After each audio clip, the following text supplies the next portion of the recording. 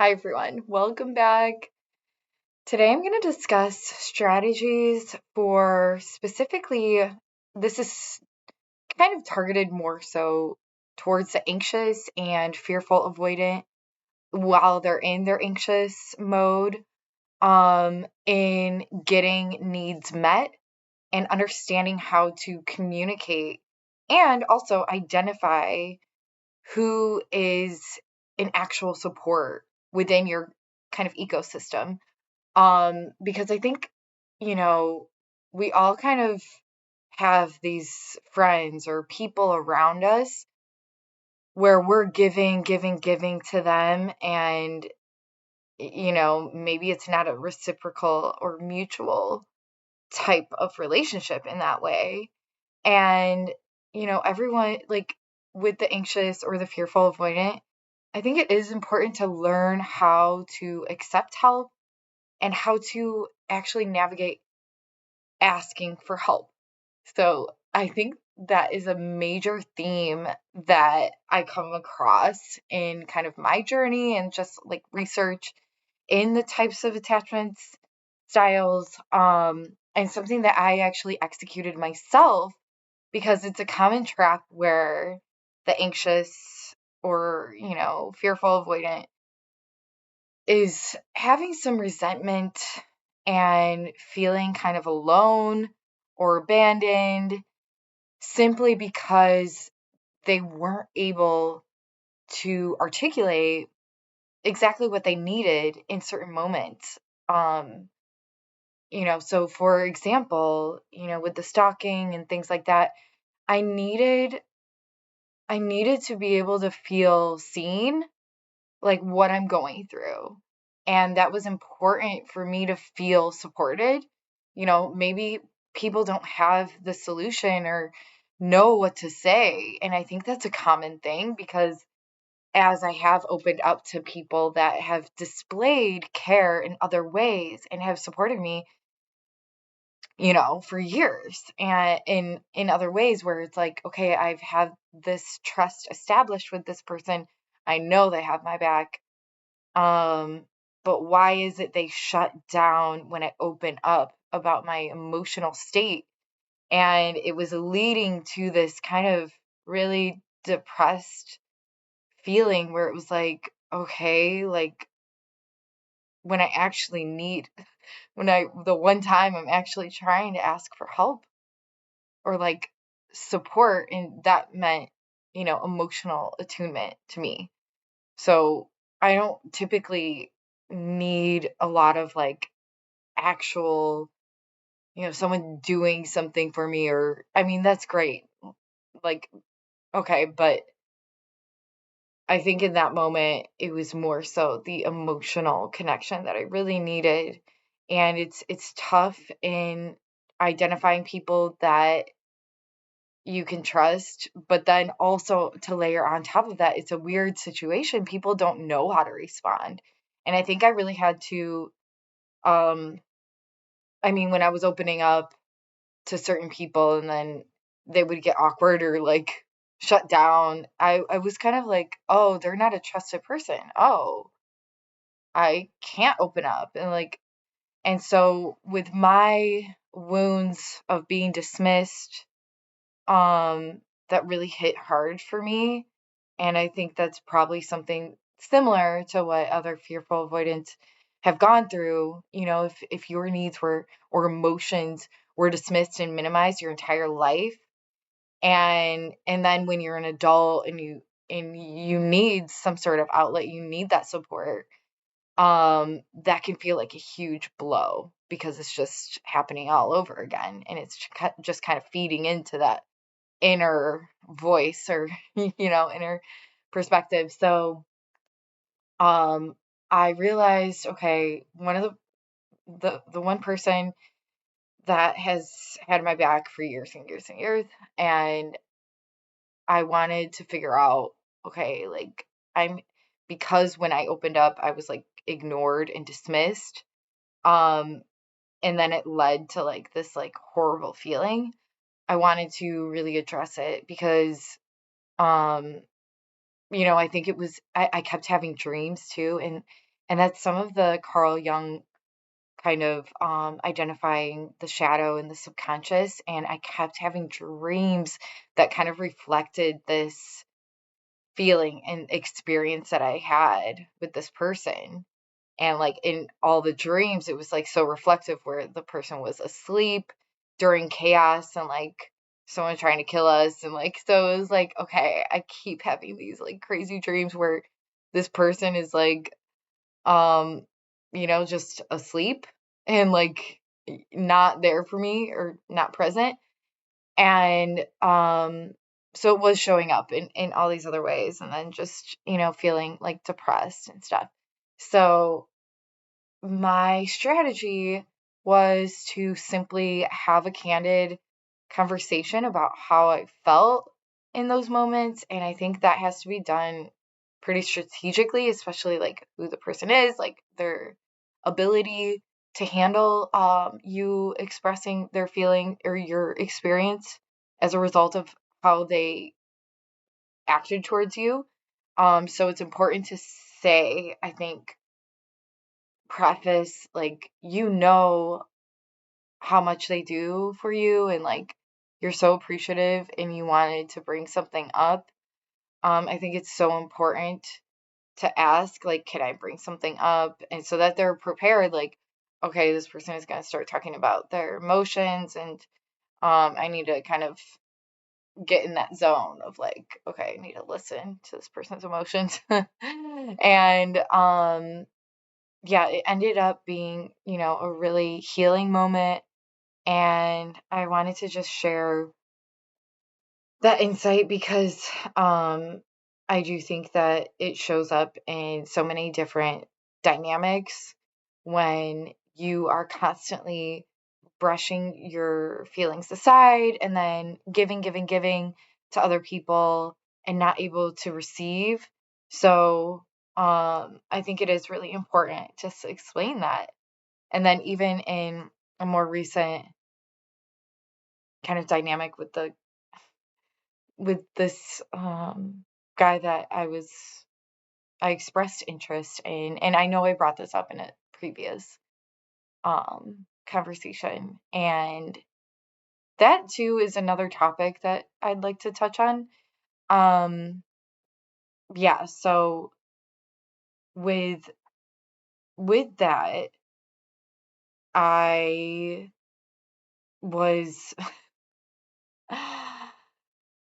I was feeling like it was like breadcrumbs, and so I was like, okay, just like detach, like it's not good. Like this is not a good situation. And um so I just like when we talked again, because it's like one of my friends from the gym, and after like expressing interest and stuff in him, like things kind of changed. And like, and when I did open up, like, oh, again, I mentioned, like, I'm, like, giving you space, like, and it felt like you weren't, like, interested, or, um, like, it felt like you wanted distance, so I'm trying to respect that. And then, like, his response was, like, kind of basic, and then, he's like, "Oh, absolutely not," and then, I was like, okay, well, it doesn't come across that way. And then because I wasn't trying to really get anything from him, I was just explaining what my experience was.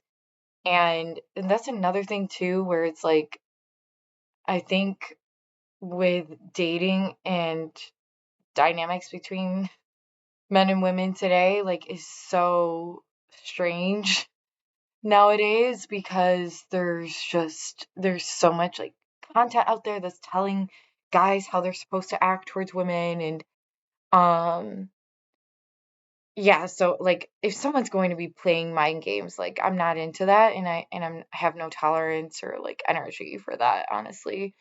And that's fine, I'll just like step away. And even though, if I did really like that person, it's like, okay, well, yeah, I think he's great, but the dynamic between us isn't a good fit for me. So I really just have to kind of like wean myself off. And I think what's helpful is just like taking space, muting the person's text and just kind of giving yourself space. But what re-triggered like kind of was just seeing him back at the gym. So I was like, oh, dang it. Um, so it was like kind of weird because I was like giving myself that space and then to feel the pull back where it's like, ugh, I mean, that's probably normal, but honestly, like, if the dynamic is going to continue like that, then it's like, it's just not a fit for me and that's fine. And honestly, I think I'm pretty like okay without him talking to me. Like, um, but I do think it was interesting because when I did say that, he actually responded back saying, um, I'll work on that. And then I was like, oh, that was actually like a pivotal moment for me because so often in past relationships and even in my family, it's like I'm not heard unless it's a huge situation, unless I'm bawling, crying, or like, and so that's why I typically will keep to myself and not even bother because I don't want to have to go through an emotional turmoil thing. Like, and so I did think that was really interesting to feel like, oh, and I think the more that you can practice advocating for yourself, explaining your experience, not in a judgy way, but just saying like, okay, well, it didn't come off that way. Like it doesn't come off that way to me. And it was like pretty simple and I'm not getting heated or anything like that. And it was just like a pretty healing moment, even though it sounds pretty minute. It's I think the more experiences that you can have like that, the healthier your communication will be with the partner that you end up with.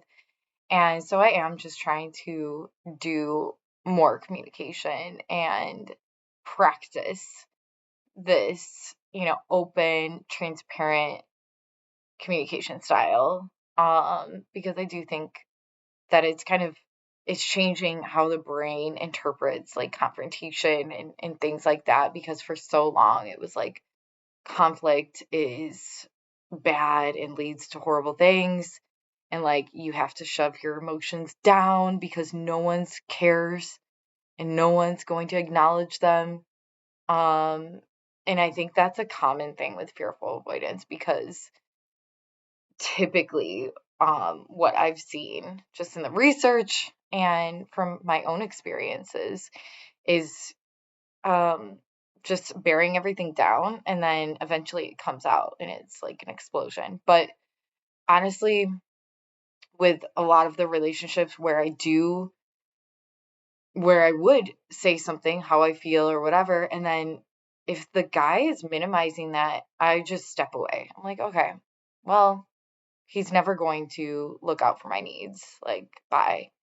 And um I think I was very quick to leave a lot of situations that where it was like, a hint of like, okay, he's not acknowledging me. Okay, bye. Because I'm not gonna sit there and have a tantrum or anything like that.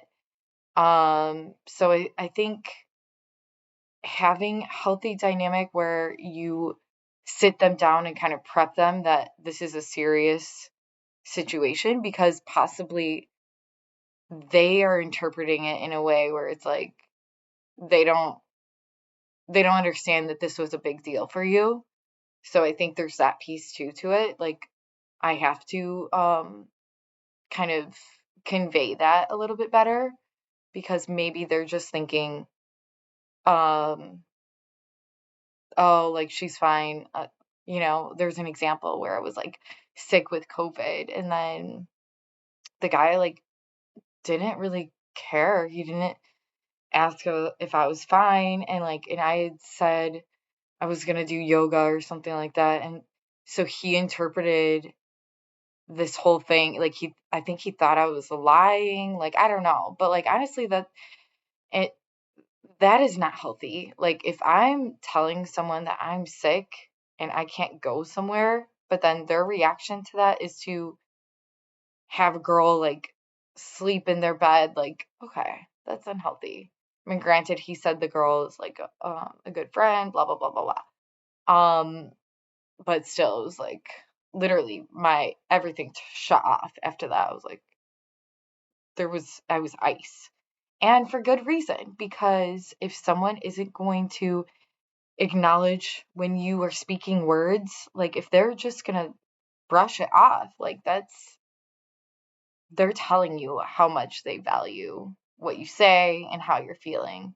But I do think that there is a level of responsibility on your end when you are communicating, like um, how much it does impact you and how much weight it does carry. That they should respect that. But yeah, so that's just kind of my insights there. Great. I'm about to get surgery. I tore ligaments on my foot. So, in a lot of pain right now, and really appreciate you guys listening to my rant. If you have any insights, want me to cover any other topic, let me know. And like and subscribe if you like the content. Bye.